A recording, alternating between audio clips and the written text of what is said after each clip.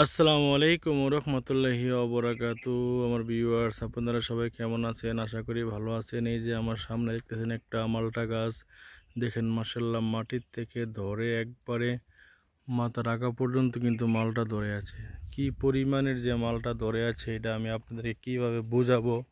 Actually এটা হয়তো ভাষায় প্রকাশ করার মতন। আর মালটাগুলির সাইজ দেখুন, মাশাল্লাহ দিলে কি সুন্দর জটিল দেখতে, একদম কমলার মতো, যদিও কমলা না এটা মালটা। কিন্তু আপনি যদি একটু লক্ষ্য করুন তাহলে দেখুন যে কী পরিমাণে মালটা ধরে আছে গাছের মধ্যে। এটা হয়তো আমি এই যে এটা আমার কাছে ভালো লাগলো, এটা আমি পেরে নিলাম। সো শুধু এখানে না, হ্যাঁ, যদি কি আর বলবো, আমার কাছে এত ভালো লাগতেছে যে আল্লাহর রহমত।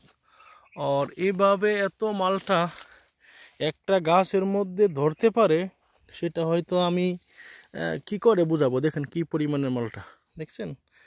আশা করি আপনারা ক্লিয়ার দেখতেও পারতেছেন না, কারণ মালটাগুলির সাইজ কিন্তু অনেক সুন্দর। হ্যাঁ, আমার কথা হচ্ছে যে এটা না আল্লাহ পাক রাব্বুল আলামিনের কি যে কয় নিয়ামত।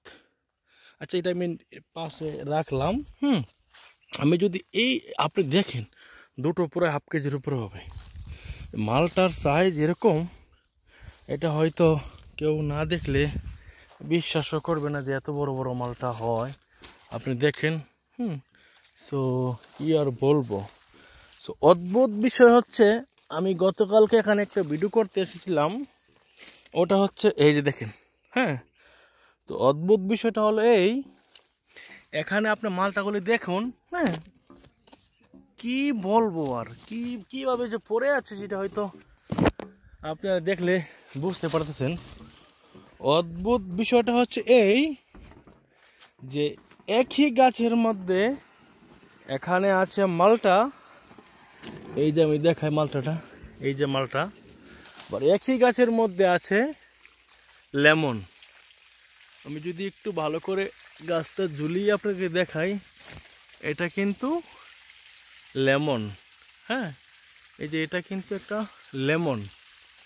সো আমি যদি একটা পেরে আপনাদেরকে একটু দেখানোর চেষ্টা করি, তাহলে মনে আপনারা একটু ক্লিয়ার বুঝবেন। সো এই যে দেখেন গাছটার উপরে